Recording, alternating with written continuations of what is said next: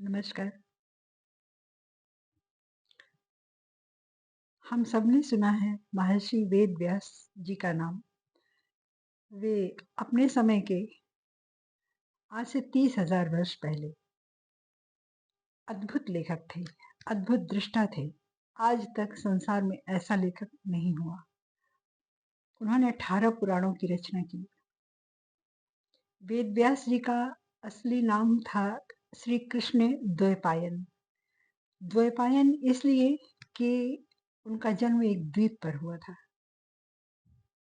महर्षि ने महाभारत, जिसे हम श्री भागवत पुराण कहते हैं, भागवत महापुराण कहते हैं, उसकी रचना की। वे इसके दृष्टा थे। सोचिए कितने अद्भुत दृष्टा थे। उस समय भी संसार में बहुत कुछ था देखने के लिए, लेकिन उन्होंने सिर्फ एक कथा देखी, महाभारत की, और कहीं कुछ नहीं दिखा उनको दुनिया में। चिरंजीवी 7 हैं, माने गए हैं। उन 7 चिरंजीवियों में महर्षि वेद व्यास जी भी आते हैं। चिरंजीवी का अर्थ है जो पृथ्वी पर आज भी जिंदा है, हमेशा जिंदा रहेगा। कहते हैं कि कैलाश पर्वत पर ज्ञानगंज नाम का एक शहर है जो दिखता नहीं है। चिरंजीवी वहीं रहते हैं और जब वो चाहते हैं तब वो पृथ्वी पर आते हैं। तो शायद कहीं मिल जाए, कभी किसी पहाड़ पर या किसी नदी या समुद्र के किनारे, शायद कुंभ मेले में आए हों। मैं उनके चरणों में अपने प्राण रख दूंगी।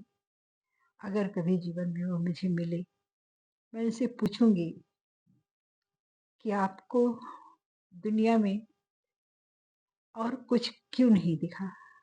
केवल महाभारत, केवल ये पुराण तक आपने ये रचना की। इतनी सुंदर रचना कैसे आप कर सके? श्री कृष्ण कैसे थे? ये कुछ प्रश्न।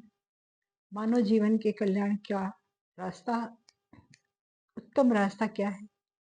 इस छोटे से जीवन में हम कैसे जिए, कैसे करें कि हम कुछ कर पवित्रता का पा सके। धन्यवाद। तो इस आशा में कि हाँ, कभी कहीं श्री वेद व्यास जी मिलेंगे। धन्यवाद।